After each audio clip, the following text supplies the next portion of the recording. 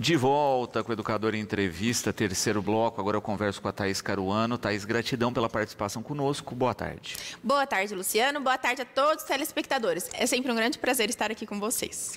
Bom, vamos falar de vários temas hoje, né? Mas inicialmente eu queria falar de alienação parental, não é? Primeiro com conceito, né? O que seria alienação parental? Alienação parental é sempre que alguns familiares tentam impedir a convivência ali pacífica dos demais familiares. Isso de forma mesmo ostensiva ali e tudo através, claro, de comprovação que realmente não houve ali, que impediu, na verdade, o contato daquela criança, adolescente, jovem com os demais familiares. E aí a gente percebe que isso ocorre muito, né, em processos de separação, etc.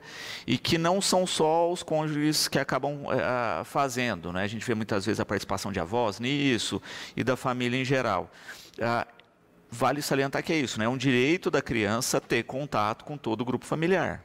Com certeza. Então, a criança, ela tem até para ela ser um adulto sadio mesmo, né? Então, ela tem o direito de ter o convívio ali com todos os familiares ali da sua esfera. E muitas vezes acaba se confundindo a questão da alienação parental com a criança simplesmente não querer ir. Então, caso a criança não queira ir, na verdade, tem que se investigar por que a criança não quer ir. Então, cabe também ao pai e à mãe ali, quem ficou realmente ali com a guarda, que está com a supervisão daquela criança, verificar o porquê. Nós estamos até com um caso agora recente, na região sul do país, a criança chama Arthur, que a criança ela estava resistente a ir com o pai. E, na verdade, se verificou que a criança estava sofrendo abuso de conotação sexual. Então, também tem que se verificar, caso a criança está criando uma resistência aí, o porquê de não querer isso. Isso através de análise psicológica e tudo mais. E essa criança aí, em especial, o pai acabou entrando com uma medida e conseguiu pegar a criança de forma forçada, e faz 30 dias que a mãe não consegue ter qualquer contato com esta criança. Então, acaba sendo uma questão aí bem complicada. Mas, essa questão de acusar os familiares de alienação parental, às vezes, a pessoa que está fazendo essa acusação, ela tem que verificar o porquê que a criança não quer ir. Então, se a própria atitude de quando a criança está nessa residência, seja do pai, da mãe, ali de quem não detém a guarda, mas que fique com a criança, verificar como que está o convívio, se realmente está tendo um acolhimento, se realmente os seus direitos e deveres ali daquela pessoa que está cuidando da criança, ela realmente está exercendo de forma completa. Porque, às vezes, o convívio na casa que a pessoa vai, ela não está satisfatório, a criança não sente a vontade, ou é falado, sim, nessa casa, mal dos demais familiares, e com isso a criança não se sente à vontade e cria resistência para ir. E aí, na verdade, acaba tentando ali fazer toda uma inversão. Essa questão de família e divórcio são questões complexas, mas tem que realmente verificar ali o ato de cada pessoa e o porquê, claro, que a criança não quer ir. E é interessante a gente destacar toda essa ação, não é? Porque é o que a Juliana, aqui, nossa espectadora, coloca, né? Configurado isso, não é? Como é que se toma uma ação legal, né? Tem que se fazer um boletim de ocorrência, como é que se procede? Pode sim fazer o boletim de ocorrência, mas na verdade se entra com um processo civil mesmo de alienação parental, do qual o juiz, até em sede de tutela antecipada, o que é tutela antecipada? Logo que o juiz ele toma conhecimento dos fatos, então nem precisa de chegar ao final do processo, ele já pode estipular a questão de como serão realizadas as visitas e determinar. Ou também determinar que cessem as visitas, né? Conforme ali o que está acontecendo, cessem as visitas. E normalmente o que o juiz faz? Então, se tem ali indícios que houve alguma questão de alienação parental, o juiz, conforme for, ou ele determina que as visitas sejam obrigatórias. Então, por exemplo, uma mãe que tem a guarda dos filhos e não está deixando o pai ter contato. O juiz ali naquela tutela antecipada, num primeiro momento, determina o restabelecimento das visitas, mas normalmente também determina que haja uma questão, um acompanhamento biopsicossocial pelo fórum. Então, com isso, a criança será atendida por psicólogos, assistente social, e através da criança vai se entender realmente o que está acontecendo, o que acaba sendo muito interessante. E aí, conforme for, então, o juiz ele já pode determinar, e se verificar que está havendo alguma questão, que a criança sofra algum tipo de violência, seja psicológica, física, e nesse caso, as visitas elas podem ser restritas com o acompanhamento da psicóloga dentro do fórum num primeiro momento, até restabelecer e adequar esses contatos. Perfeito. E é também importante a gente destacar isso, né? Mesmo quando se está ainda avaliando fatos, né, não se bloqueia as visitas, né? Você tem normas para essas visitas, mas elas ocorrem. Com certeza. Então, não se bloqueiam as visitas. E como eu disse, né, quando a criança cria muita resistência, aí tem que verificar ali o que realmente está acontecendo e por que a criança não ir. E os adultos dos dois lados têm que verificar o que está acontecendo, porque é muito fácil acusar o outro e não verificar as próprias atitudes. Porque, às vezes, igual, por exemplo, vai na casa do pai. Às vezes, as próprias atitudes do pai que afastam a criança. E não é, na verdade, a mãe que está fazendo alguma atitude. Então, tem sempre que verificar. Quando se faz um divórcio, né, principalmente quando tem questões aí de traição, que tem amante no meio aí, às vezes acabam criando ali uma rivalidade, acabam criando questões ali familiares. E principalmente se a criança, ela vivenciou alguma questão de violência, qualquer questão assim, ela fica com medo daquela situação, né? A instituição familiar que ela tinha simplesmente foi quebrada. Então já é uma criança que ela já está vindo com trauma, já está vindo com dores. Então quando ela for visitar o pai, ou quando ela esteja com a mãe, ela vai querer ficar no lar que ela se sente mais segura, isso sem dúvida. Então ela vai querer um lar com segurança, um lar que ela já está acostumada. Às vezes o pai, por exemplo, está vivendo com uma amante, e as amantes, infelizmente, muitas vezes aí ainda tem alguma questão de promiscuidade, alguma questão, então o pai está vendo, a criança ela não vai se sentir confortável, e ela acaba assim se sentindo mais confortável com a mãe que está dentro ali de um núcleo familiar que ela já está acostumada com o acolhimento de sempre. Então, cada caso é um caso, especificamente, né? Acho que por isso que também tem que ter essa avaliação e por isso, muitas vezes, a gente tem que, infelizmente, judicializar. Com certeza. Aí judicializa e aí todas as provas, né, vão para o juiz. E o juiz, com certeza, ali verifica através das provas, faz a análise biopsicossocial, com isso realmente verifica a questão dos fatos. Criança não mente, ele vai e faz. Caso a criança faça algum tipo de tratamento também psicológico, já faz todos os laudos psicológicos, junta também no processo. Se não tiver qualquer tipo de violência mais séria, é tudo muito tranquilo. A Cristina também colocando uma questão interessante. E esse é um trabalho contínuo, ou seja, a qualquer momento pode-se ter uma questão dessa, não é? A gente vê mais comumente nos períodos iniciais de separação, mas não quer dizer que não ocorram em outros períodos. Com certeza, Cristina, pode acontecer em qualquer momento, né? E é uma questão que a gente tem que ficar muito atento, sim. Se a criança começa a não querer, tem que perguntar o porquê mesmo para a criança. E perguntar também, caso a criança vá em psicóloga, perguntar o que é psicóloga, qual o parecer da psicóloga, o que ela acha, se a criança está indo ou não quer ir, por qual motivo. Porque, às vezes, a criança está sofrendo algum tipo de violência que ela é ameaçada e ela não conta qual violência está sofrendo. Então, a gente tem que visualizar, sim, todas essas questões e verificar ali realmente se manda, se não manda, e conforme for judicializar. O Ministério Público participa desse tipo de processo, porque normalmente envolve menores, né? Então participa para verificar ali, né, e resguardar ainda mais os direitos dos menores. Muito bom. Eduardo também com uma questão interessante aqui a respeito disso. Quando se tem, não é, filhos de mais de um relacionamento, não é, dentro do contexto aí familiar, como é que fica também essa questão da alienação? O sujeito pode ter mais de uma alienação? Com certeza, né? Então, é uma questão que pode envolver ali várias questões. A lei da alienação parental ela foi criada em 2010 e, na verdade, houve uma modificação em 2022. E aí, caso a pessoa seja enquadrada na alienação parental, pode sim, com certeza, ali ter mais de uma questão que acaba envolvendo a questão de alienação parental. E aí pode acabar sendo responsabilizado em várias esferas, seja civil, criminal, e conforme for até ter que pagar indenização. Muito bom. Também aqui a Natália com uma outra questão, não é, que é a questão da guarda do menor, não é, de quem é o responsável, guarda compartilhada e etc. Como é que se define isso, né? Isso é uma decisão aí dos pais, dos familiares, ou depende também de outras circunstâncias? Tudo vai depender. Se os pais fizerem de forma amigável, pode ser uma decisão dos pais. Então, por exemplo, passa alguns dias com a mãe, e aí passa alguns dias para o pai, e a guarda é compartilhada, não tem qualquer problema. Lembrando que, caso a mãe, ficou estipulado ali que a mãe vai ficar a maioria dos dias, por exemplo, a mãe fica durante a semana, e o pai fica durante os finais de semana, de forma alternada, ainda que a guarda seja compartilhada, não retira a obrigatoriedade da pensão. Essa é uma confusão que existe, que às vezes o pai fala, não, a guarda guarda é compartilhada, então eu não preciso de pagar pensão. Tem que pagar pensão, sim, mesmo a guarda sendo compartilhada. Então, é interessante ficar atento em relação a isso. Então, se for um acordo entre as partes, realmente a guarda pode ser compartilhada, ou a guarda de um só e o outro faz as visitas. Porém, se acontecer do juiz estipular, aí vai conforme as provas e os pedidos. E aí o juiz vai determinar. Então, se não tiver acordo durante o processo, vai ser determinado tudo em sentença pelo juiz, conforme os fatos e as provas. No bloco passado a gente estava falando de alienação parental e ainda tem uma questãozinha aqui da Laura, não é? Colocando a respeito de duração desses processos, não é?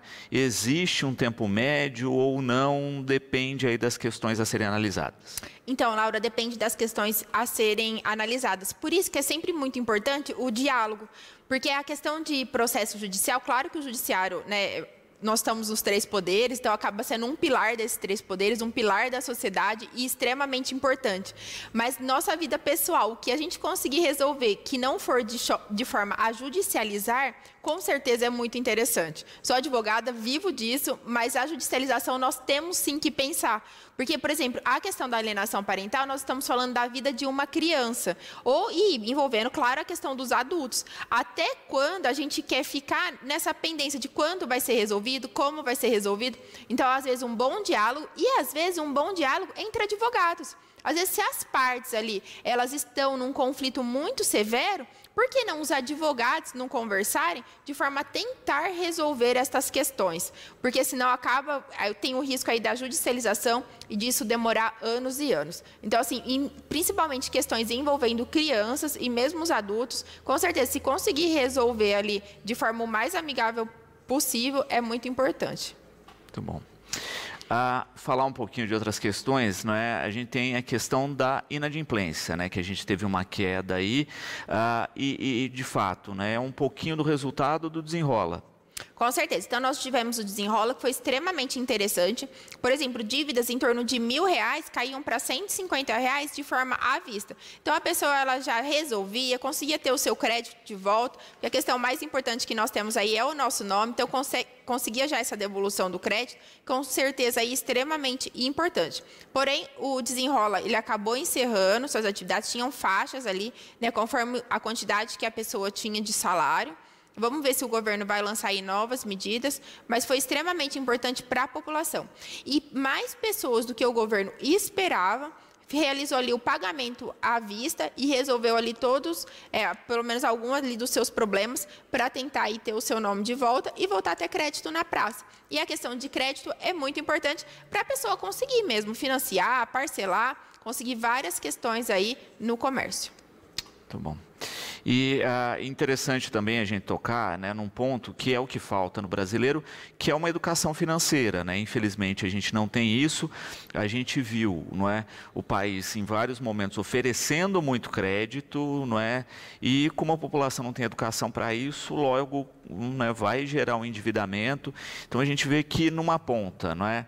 Estruturas do governo tentam auxiliar, mas em outra, né, a gente vê aí, em especial o Congresso, né, querendo oferecer crédito a todo custo e complicando, de fato, a vida da população. Com certeza. Isso acontece, né? Tanto uma questão que deveria ter essa questão da educação financeira desde pequeno, né, Luciano? Então, se a criança ali aprendesse a poupar, isso ia ser bom para todo o país. Porque o dinheiro que fica na poupança, parte é o próprio governo que utiliza. E quando a pessoa vai sacar, tem ali a devolução dos seus valores. Então, seria muito importante para o desenvolvimento do país como um todo, essa questão da pessoa aprender a poupar. E aí, muitas vezes, a pessoa não sabe, não tem essa educação financeira e acaba recaindo aí na questão dos empréstimos, que aí envolve ali já outros problemas de golpes, venda casada, vários outros problemas aí envolvendo os empréstimos. Então, a questão da educação financeira é primordial e, infelizmente, nós não aprendemos isso mesmo na escola e acabamos depois tendo vários problemas em razão disso. Exatamente, né? E a gente viu, né, em números o impacto disso. É lógico que existiam também uma outra questão aliada a isso, né, da ausência de educação financeira, que é a taxa de juros no país, taxa do rotativo, taxa do cartão de crédito, né, que agora A legislação também freou, né, as taxas abusivas, não é? E isso também, querendo ou não, coloca a situação um pouco, de certa maneira, melhor, mas se não tiver um acompanhamento, a gente sabe que o problema permanece. Com certeza, permanece. E a questão dos empréstimos também, muitas vezes a pessoa paga o dobro ali do que pegou. E cartão de crédito, com certeza, tem que usar conforme ele consegue realmente pagar, parcelar certinho, porque senão realmente vira uma bola de neve, acaba comprometendo todo o salário e só prejudica a sociedade como um todo. Uma outra coisa que causa um prejuízo enorme para a sociedade, é bom a gente tocar sempre, que é a questão do alcoolismo, não é? Que é uma doença, a gente sabe disso, mas acaba sendo pior porque impacta em várias estruturas da sociedade, não só no acometido. Com certeza. E acaba sendo uma droga legal, então de fácil acesso. Então, a pessoa que ela desenvolve ali o alcoolismo, ela acaba conseguindo ter acesso a esse tipo de produto muito facilmente. Então, ela quer ter acesso ali, ela consegue e tem para todos os preços, né? E a pessoa que ela usa o álcool, ela não pode ver, o alcoólatra ele não pode ser visto como uma pessoa à margem da sociedade. Na verdade, é uma doença. Então, uma pessoa, por exemplo, que chega alcoolizado no serviço ou qualquer questão assim, o correto é afastá-la por auxílio-doença e prestar ali toda a sua assistência e não fazer sua demissão por justa causa. Pode até acontecer de fazer a demissão, porém depois pode sim isso ser questionável, porque o alcoolismo ele realmente é uma doença. Então, a pessoa ela tem que ficar atento em relação a isso para não sofrer aí maiores prejuízos. E é uma questão assim, até na sociedade, quem conhece alguém que bebe um pouco mais, ou às vezes faz uso de algum tipo de droga até ilícita mesmo, se nós formos verificar, são pessoas às vezes extremamente boas, que elas não conseguem lidar com a vida, porque a vida é sofrida. Na verdade, para a gente lidar aí com a vida, a gente tem que ter muita coragem, muita disposição, não pensar muito no futuro e nem no passado. Então, a gente tem que seguir, viver o presente ali e vivendo. E às vezes a pessoa não consegue lidar com todas essas questões da vida e acaba tendo algum tipo de fuga. Então, é passível de tratamento, sim, é considerado uma doença, principalmente ali pela Organização Mundial de Saúde. A OMS, ela prevê como sendo uma doença e tem direito aos tratamentos, tem todos os direitos. Então, é utilização também de convênio médico para realmente ali fazer um tratamento. Perfeito. E de fato, não é? Muitas vezes as pessoas deslocam isso da área da saúde, muitas vezes o problema acaba caindo mais na área judicial, quando a gente pensa, por exemplo, em álcool e direção, não é? Entre outras questões, mas que de fato a sociedade tem que ter um olhar cada vez mais atento a isso. E a gente percebe, né? Vou dar um exemplo de álcool e direção mais recente, que foi o caso do motorista do Porsche, não é? Que você tem um vídeo dos amigos, né, da própria namorada filmando, mostrando que ele não tinha condições nenhuma de dirigir e as pessoas não intervêm, não é? Como se não fosse acontecer nada, não é? A gente tem ainda uma sociedade muito passiva diante do problema. Com certeza. Na vida, nós temos que fazer questões para a sociedade ser o mais correto possível. Então, diante essa situação, as pessoas que não fizeram também deveriam ser responsabilizadas, né, Luciano? Tem até um caso de um Uber que foi buscar uma moça em uma festa e a deixou na porta da sua casa, porém, em razão da utilização de álcool, ela estava desacordada. Então, a deixou na porta da sua casa. Isso aconteceu em São Paulo. Só que um outro homem passou, então não tem nada a ver com o motorista do Uber, um outro homem passou e acabou violentando a moça e depois devolveu ela na mesma porta. Tudo desacordado. E aí, quem foi responsabilizado foi o motorista do Uber, porque ao deixá-la em sua casa e ver que ela estava totalmente incapaz, porque ela estava totalmente incapaz, ela estava, bem dizer ali, né, desacordada. Ele acabou indo para a delegacia. Então, diante de determinadas situações, nós não temos que ver que se a nossa omissão também não é um crime. Então, nós devemos sim atuar. Do Porsche, né, foi a questão, e realmente eu cheguei a ver esse vídeo. Dava para ver que estava totalmente embriagado. Sem dúvida. E aí a gente percebe também uma outra questão complexa aí com relação ao álcool, é que além de ser uma droga legal, mesmo causando todos os prejuízos que ela causa, a gente ainda faz publicidade, né? É raro uma festa que não tem uma marca de bebida patrocinando, enfim, né? Gera um paradoxo até nas nossas leis, né? Quando a gente pensa que, olha, a gente restringe determinadas substâncias que causam tanto problema quanto, mas o álcool, tudo bem, não é como se tivesse aí um diferencial, sendo que não existe. Com certeza. Então, a questão do álcool, né, acaba sendo muito séria. E o mesmo acontecia com o cigarro, que havia muita propaganda ali positiva do cigarro. Hoje nós temos mais ex-fumantes do que fumantes. E o prejuízo que o álcool e o cigarro ainda gera, né, e era bem maior, mas o prejuízo que o álcool gera para o governo é extremamente alto. Porque seja através dos acidentes, que acaba gerando um custo muito grande para hospitais, para a própria previdência social. As pessoas acabam, se a pessoa sofre um acidente, se ela fica incapaz, ela tem direito ali ao auxílio acidente, auxílio doença, deixa pensão por morte, ela sendo segurada da previdência social. Então, acaba gerando ali várias consequências que o custo quem acaba pagando para a sociedade. Por isso que quando nós verificarmos ali uma blitz da polícia, vamos agradecer, ainda que alguém no carro ali tenha bebido, mas é muito importante isso, porque nós não queremos que o nosso carro ou o carro de pessoas queridas nossas seja atingido por uma pessoa embriagada. Então, sempre que tiver policiamento na rua, a gente deve parar, respeitar e seguir as orientações. Perfeito. E também é importante a gente destacar, né, quando a gente fala, e você coloca bem, né, no custo envolvido nisso, não é? A gente teve a volta, aí está a discussão da volta do DPVAT, né, do seguro obrigatório. A gente sabe que boa parte desse seguro é consumido em função do álcool no trânsito, não é? A gente poderia aí ter um seguro mais ameno ou nem ter tanta necessidade assim, mas também mostra aí o problema causado por essa droga legal na nossa rotina. Com certeza. Então, acaba gerando todo um prejuízo, né? E, às vezes, infelizmente, aí, às vezes, estragando famílias, né? Pessoas jovens ou que sejam mais idosos, né? Com mais idade. Não justifica, né? Vida é vida, então tem que ser preservada. E todo mundo quer aí exercer a vida com maior plenitude, com maior saúde. A gente estava falando, né, no bloco passado a respeito da questão especificamente do DPVAT que volta, né, que é um seguro, não é?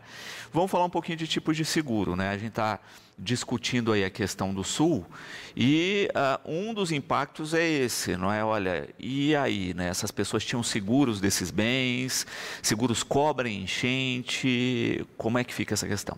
Então, a questão do seguro cobrir ou não enchente vai do que foi contratado. Então, se for contratado, com certeza vai cobrir. E quem tem a casa financiada, também fica atento que, normalmente, para fazer o financiamento, necessariamente tem que ter um seguro ali. Se exige, acaba até sendo ali uma venda casada, mas acaba atrelando essa questão do seguro com o financiamento de algum tipo de caso. E se o seguro tiver a previsão de enchente, incêndio, todas essas questões, com certeza ali vai ter a cobertura e o direito a esse ressarcimento. O que às vezes acontece nessas tragédias, quando tem um seguro de características muito locais, que só vende para aquela região. Por exemplo, então, se pegar seguros de grandes bancos, principalmente os públicos, que envolvem dinheiros públicos, né? Como o Banco do Brasil, a Caixa Econômica Federal, nesses casos não vai ter risco. Mas se tiver, eu não sei, até não tem, mas se tiver alguma seguradora que for regional e que pegava mais as pessoas ali e que tem muita contratação envolvendo a questão de enchente, às vezes até falha a seguradora.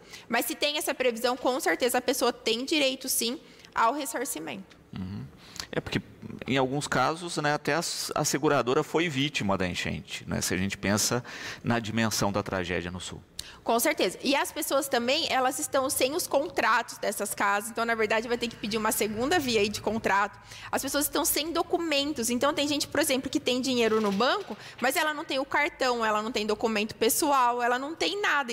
Então, as pessoas, até quem tem alguma condição financeira ali, está com uma certa dificuldade de acessar o que a própria pessoa ali tem de direito. Com certeza, sim, é uma situação muito séria e que precisa de muita ajuda e união mesmo, né, de todos. Exatamente. Se falava em algumas matérias, inclusive, dessa questão prática, né? Porque a gente teve agências bancárias inundadas, caixas eletrônicos inundados, né? Que não só perdem o funcionamento, mas provavelmente perderam as cédulas e todos os valores estavam dentro em função disso. Então, tem uma série de medidas para restabelecer economicamente que os seguros, né, caso, né, tenham a cobertura aí, vão ser cruciais, mas infelizmente nem todos têm cobertura.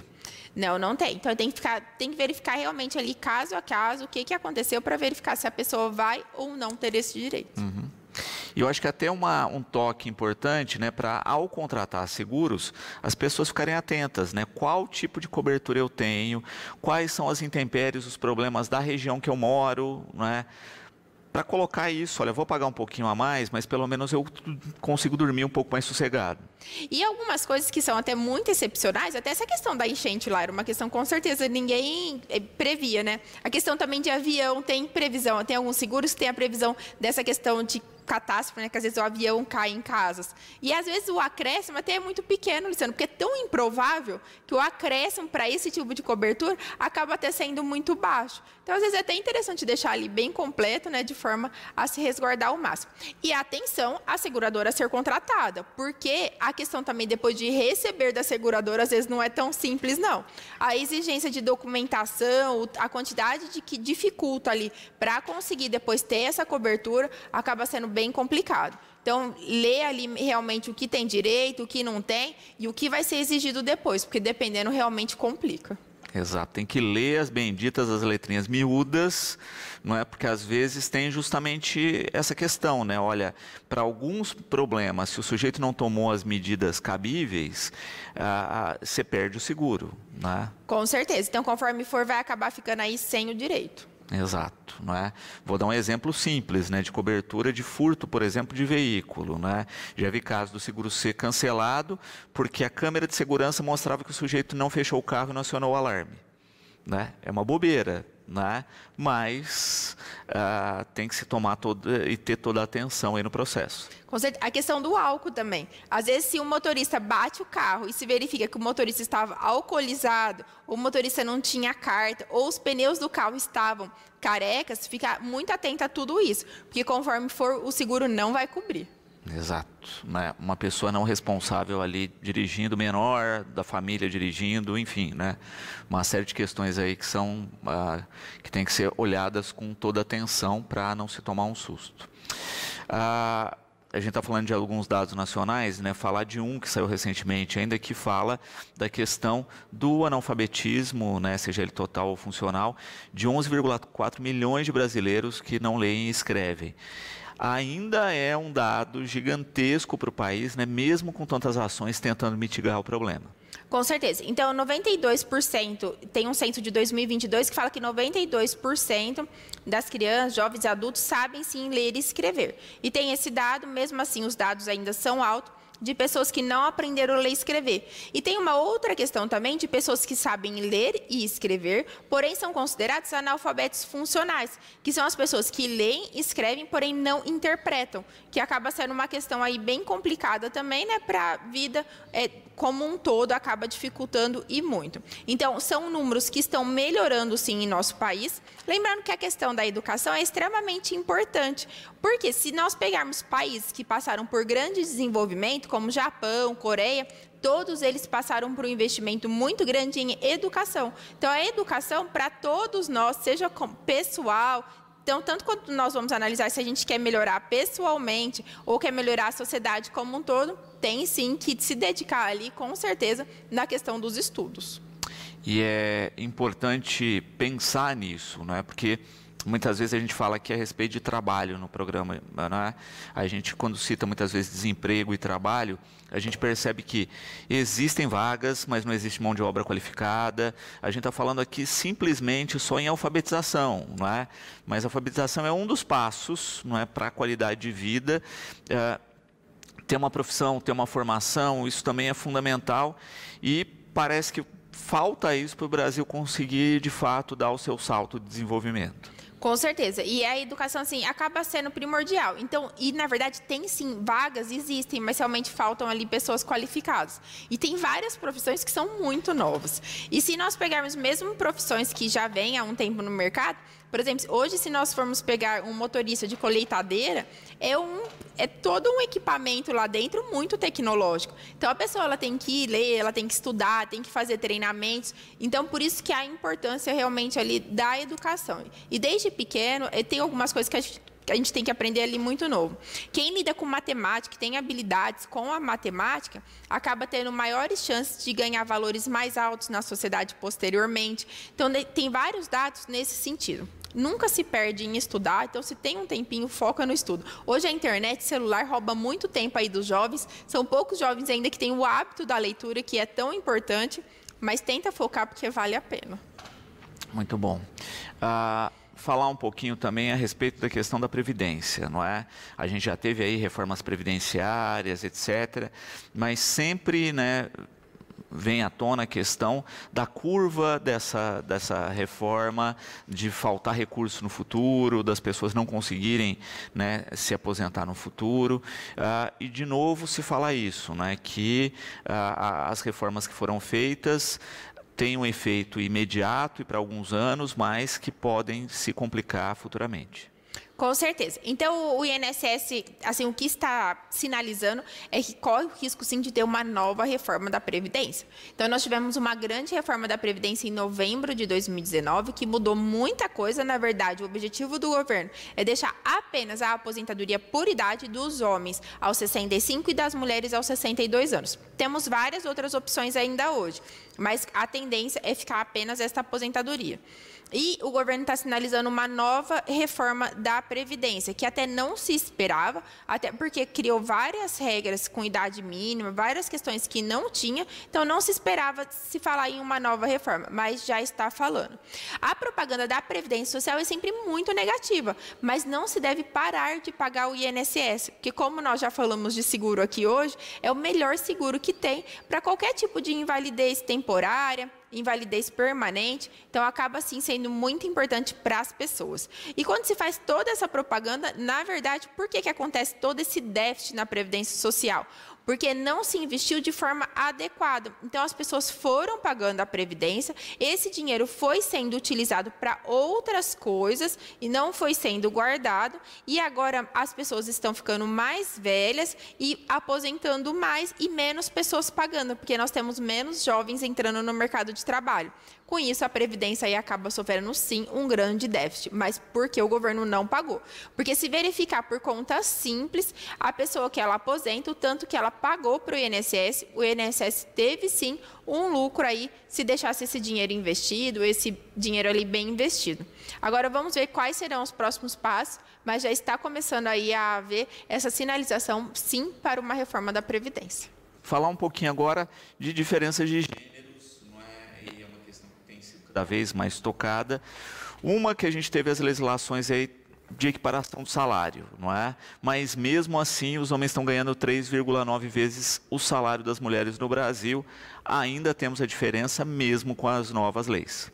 Com certeza. Então, nós temos ainda uma diferença muito gritante e, às vezes, mesmo dentro da mesma empresa, exatamente na mesma função, nós temos diferença ali salarial. Então, tem que ficar muito atento em relação a isso, porque conforme for, tem uma equiparação salarial a ser ali solicitada, que a mulher com certeza tem direito. Então, exercendo a mesma função, com as mesmas ali atribuições, as mesmas responsabilidades, tem direito sim a salários iguais, não tem que haver qualquer diferença. E isso não é uma questão de feminismo, de exacerbar ali os direitos da mulher, não é nada. É o direito à igualdade. Então, se duas pessoas fazem o mesmo esforço, elas têm direito ali a ter a mesma questão, a mesma retribuição financeira. Então, isso acaba sendo muito importante. No Brasil, nós estamos em evolução, sim, com essa questão da igualdade, mas com certeza ainda falta muito. Conforme ali o local que as pessoas trabalham, às vezes a diferença salarial de um homem e uma mulher com o mesmo cargo chega a ser de R$80 por hora. Então, acaba sendo um valor ali muito significativo.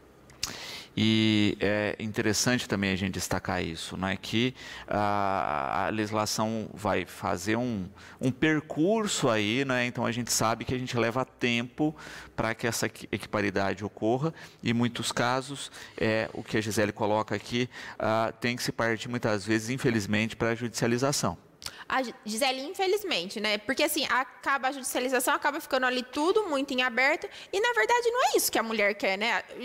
Nós queremos, me incluo, nós queremos trabalhar e ter respeito, não ter ninguém que desfaça em razão dessa questão sexual. A gente tem os mesmos direitos, a mesma voz, nós também temos posicionamento, então nós queremos só respeito mesmo e ter direitos ali iguais. Muito bom.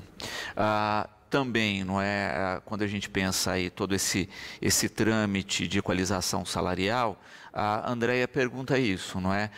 As mulheres que sabem disso, que têm um salário diferente, ocupando a mesma função nas empresas, como devem proceder? Então, Andréa, nesse caso, às vezes é interessante falar com o superior direto, conforme for, pode sim até chegar a entrar com um processo ou com um processo judicial ainda estando ali trabalhando. Mas às vezes não é tão interessante, porque às vezes a mulher é apaixonada naquele trabalho e simplesmente ela não quer sair. Então, às vezes, um bom diálogo acaba assim ajudando. E o que eu costumo falar é que as mulheres, na verdade, uma mulher critica muito a outra. E os homens não são assim, os homens se unem. E se as mulheres elas resolvessem se unir sem qualquer tipo de crítica, com certeza todo mundo ia muito mais longe. Então, as mulheres elas devem sim se unir, não ficar criticando uma a outra e ter essa união que com certeza o crescimento vai acontecer de forma mais rápida. Muito bom. Um dado aí, não é, que por anos justificou a diferença salarial, não é, era a gestação. Não é? Era o que se amparava aí para citar a questão, mas eu vou regredir uma casa aqui, falar do bloco passado, que é a Previdência, não é? E a gente vê aí que a curva da Previdência leva em conta também o índice populacional, ou seja, está caindo o índice populacional, então a gente vai ter uma questão previdenciária aí que tem que ser discutida. E aí vira um paradoxo, né? Porque assim, olha, você precisa da questão reprodutiva, né, para a economia, né, mas você não considera a mulher, né, enquanto figura central desse processo, né, e inclusive pune a mulher em função da gestação. Com certeza. A Carmen Lúcia também, que é ministra, né? Ela mesmo ela se posicionou em relação a isso. Ela falou assim que um juiz, quando ele recebe uma promoção, então ele recebe a promoção, fala, você vai ter que ir para determinado lugar. Ele aceita na hora. Quando uma juíza aceita uma promoção, ela sempre fala, eu tenho que ver a questão dos meus filhos, tenho que conversar com meu marido. Você não aceita ali na hora. Então, isso nós já estamos falando com pessoas com cargos acima. Então, a mulher acaba mesmo, né, tendo esse cuidado todo, essa proximidade toda ali com os familiares, mas acaba assim se criando ali toda uma dificuldade. E a questão da mulher ter filhos, se nós pegarmos mulheres que não tiveram filhos e comparar com os homens, a questão de equiparação salarial é muito maior do que quem teve filho. Então, existe sim uma questão ali, uma questão social mesmo, de fazer essa mulher que teve filho crescer, acaba sendo mais devagar. E hoje a maternidade ela está cada vez mais tardia. Hoje o número de mulheres que têm filhos entre 40 e 45 anos cresceu e muito. Então, a maternidade ela está assim cada vez mais tardia, acaba sendo um movimento normal, porque a mulher está focando no profissional, a hora que ela estabiliza ali no profissional, que ela vai lembrar dessa questão aí, lembrar, não diria lembrar, que acho que a mulher tem essa questão a todo momento ali em mente, mas focar na questão ali da maternidade. E quando a gente pensa na maternidade, né, um esforço aí hercúleo, não é? Uma matéria aqui que fala que, não é, se consome aí cerca de 50 mil calorias, não é? Isso equipara ao quê numa gestação? Então, na verdade, são 50 mil potes de sorvete, a quantidade de calorias que a mulher precisa para desenvolver ali uma gestação. Mas não vão tomar esses sorvetes, né? Que não seria ali uma boa ideia. Mas o dispêndio ali de energia que a mulher precisa de ter equivale a 50 mil potes de sorvete. Perfeito. E aí a gente entende toda a carga desse processo gestacional, né? A gente está falando aí só de calorias, não é só da alimentação ou do que se consome. Fora toda a questão física, não é? Porque a gente tem mania de romantizar a gestação, não é? E não é, né? É um trabalho físico absurdo que com certeza muitos homens não aguentariam. Com certeza. O meu avô até falava, porque fala assim, a gestação não é doença. Realmente não é doença, mas nós devemos tomar cuidado, né? Tem toda uma questão hormonal também por trás, porque o psicológico, ele somatiza assim no corpo. Então, nós temos que tomar cuidado ali com toda a carga psicológica também que vem de uma gestação. E não é só a carga psicológica, é a carga também que vem de hormônio que acaba influenciando no psicológico. Então, são várias questões que a mulher ali que está com a gestação, com certeza, deve ser cuidada ali com muito carinho para conseguir desenvolver da forma mais saudável possível, seja para ela e para o bebê. Então, bom. Também aqui a Vivian parabenizando pela temática aqui e colocando justamente essa questão, não é? Tanto da equiparidade quanto da questão da gestação, que muitas vezes não se considera, inclusive a questão previdenciária, né? Período de afastamento que no passado não se considerava, licença maternidade, etc. E são vínculos importantes para toda a sociedade, não só para aquela família. Vivian, com certeza. E se nós verificarmos países com maior desenvolvimento, então alguns países da Europa, tem licença maternidade que dura 1 ano. Então, na verdade, aqui no nosso país, nós falamos, quando se fala em licença maternidade, nós falamos em 4 meses, e quando a empresa é considerada empresa cidadã, que aí é um outro tipo de cadastro, são 6 meses. Então, a gente acaba tendo essas questões, e mesmo assim temos tantos entraves, né, em razão da evolução da nossa democracia.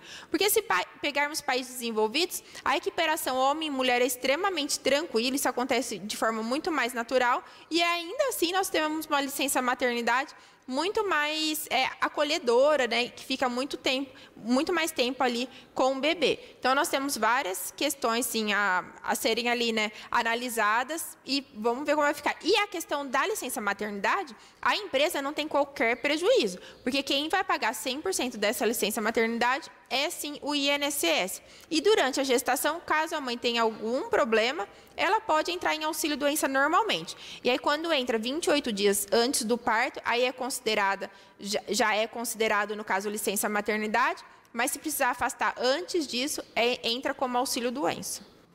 Vamos falar um pouquinho de planos de saúde, Thaís. A gente vê sempre, né, uma questão de planos querendo aumentar as taxas, restringir serviços e uma briga danada a respeito disso, não é?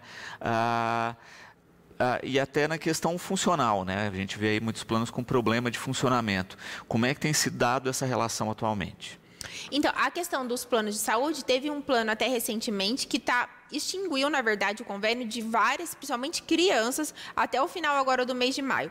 E crianças que tinham questões como paralisia cerebral, autismo, oncológicas, então, com questões sérias a serem resolvidas. É muito simples, né? O plano pega e escolhe quem ele quer atender. Então, quem está saudável e só dando lucro para o plano, mantém. Quem está com alguma questão que tem uma maior demanda do plano, cancela. Não pode ser feito isso. A pessoa tem direito ali a ficar com um plano pelo prazo ali indeterminado, como qualquer outro consumidor. Então, tem que ficar muito atento a isso.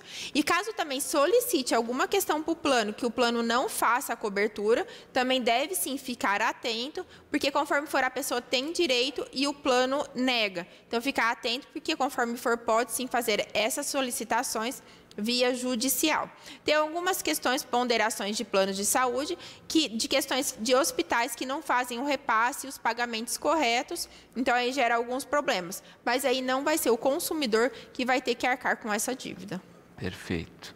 A Andréia aqui, falando a respeito de plano, né, que é essa questão muitas vezes que as pessoas têm que judicializar, né, algum serviço, alguma atividade lá proposta. Ela pergunta como fazer essa ação e se é interessante fazer concomitantemente, né, plano e serviço de saúde público, se é um atendimento aí necessário com urgência. Às vezes sim, então pode até tentar ali nas duas esferas, até porque os dois vão ter responsabilidade por fazer e às vezes vai ter que judicializar. Então procura um advogado da sua confiança para verificar essa questão da judicialização. Até tem questões de defensoria ali, consegue fazer. E muitas vezes pode pedir a tutela antecipada, que é quando o juiz dá o direito antes mesmo de analisar e de fazer uma sentença mesmo ali. Então é uma questão de emergência, então, preciso de emergência, faz. E ficar atento, às vezes, por exemplo, a pessoa num final de semana ou é feriado e precisa de uma UTI, não tem vaga.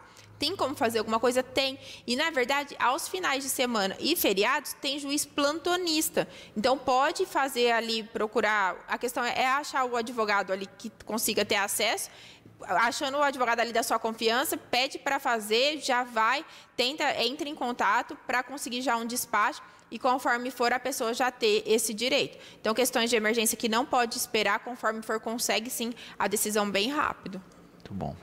E é importante que a pessoa esteja atenta, né? Porque às vezes está sofrendo com uma questão de saúde, uma série de complicações e não pode dormir no ponto nesse sentido, né? Então, todas as vias são importantes e hoje a gente vê uma cobertura interessante do atendimento jurídico nesses casos. Com certeza. Por exemplo, pacientes oncológicos têm toda a previsão legal em quanto tempo eles têm direito ao tratamento. E o tempo é vida mesmo. Então, quanto mais rápido, nós sabemos que maior a sobrevida, né? Maiores chances ali de cura total. Então, tudo é muito rápido e conforme for. Questão também de alimentação especial, questão de leite especial, tudo conforme for, tem como sim pedir na justiça, porque cabe ao município, estado e União disponibilizar todos os instrumentos ali para a saúde do cidadão. Muito bom. A Rosa aqui também, né, falando aqui a respeito dessa questão do plano, ela fala aqui a respeito, né, do aumento abusivo do plano em função da faixa etária. Não é? Ela diz que de um ano para o outro ela teve um aumento sem fazer um uso absurdo do plano, né? Ela faz consultas básicas, etc. Como é que fica essa questão? Ô Rosa, é interessante verificar não as regras do plano agora, mas as regras do plano quando foi contratado. Porque às vezes quando foi contratado lá atrás, a regra de reajuste era e com o decorrer do tempo vem mudando e conforme for você não pega essa questão. E verificar se está de acordo com a Agência Nacional de Saúde, a ANS, se está realmente ali tudo adequado da forma que tem que ser. Porque conforme for, tem questões de abuso, sim. Então tem que se avaliar isso e cobrar, né, até mesmo judicialmente, caso se veja alguma irregularidade. Com certeza. Então também é importante, às vezes, procurar um profissional qualificado, né, para ler o contrato e para te dar orientação sobre. Isso. E aí tem que ver, porque assim, não é tudo que necessariamente vai dar certo, então até para não ter uma judicialização em massa desnecessária. Então tem que verificar quais as regras foram contratadas, tudo é uma questão mesmo de contrato e o que a agência, a ANS prevê que pode realmente acontecer. Porque se tiver contra as regras da ANS, no caso consegue sim esse cancelamento ou a adequação desse plano de saúde. Perfeito. Thaís, vamos falar um pouquinho, né, de aposentadoria do deficiente, não é? É uma questão que a gente trata às vezes e a gente vê que gera muitas dúvidas e que, de fato, né, infelizmente, muita gente tem o direito e não tem o acesso. Com certeza. Então, você que tem alguma deficiência, fica atento, porque, na verdade, a reforma previdenciária de novembro de 2019 não alterou em nada a questão da aposentadoria do deficiente. Então, a mulher, ao invés de 62, aposenta aos 55 anos e o homem, ao invés de 65, aposenta aos 60 anos, com 15 anos de contribuição.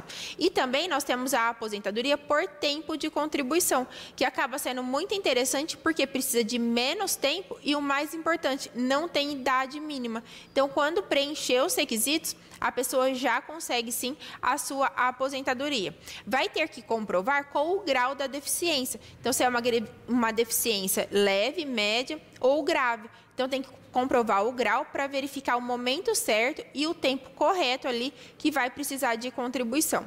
Mas, conforme for, pode ser bem antes. E uma outra vantagem é a questão da forma de cálculo. Porque o cálculo, ao invés de ser com base nas regras novas da Previdência, na verdade, vão preservar ali, vão ser com base nas regras antigas. Então, acaba sendo bem mais favorável a forma que eram feitas do que a forma que é feito hoje. O cálculo, na verdade, faz uma média de todos os salários de julho de 1994 até a data que pede a aposentadoria. Com isso, faz uma média e retira os 20% menores salários. Então, conforme for, caso você tenha alguma deficiência, é muito interessante, porque a sua aposentadoria pode estar bem antes do que você até imagina. Bom, às vezes a gente tem a questão não da aposentadoria, mas do benefício, não é? É o que a Lourdes pergunta, qual seria a diferença? Então, o benefício, nós temos benefício de prestação continuada ao deficiente.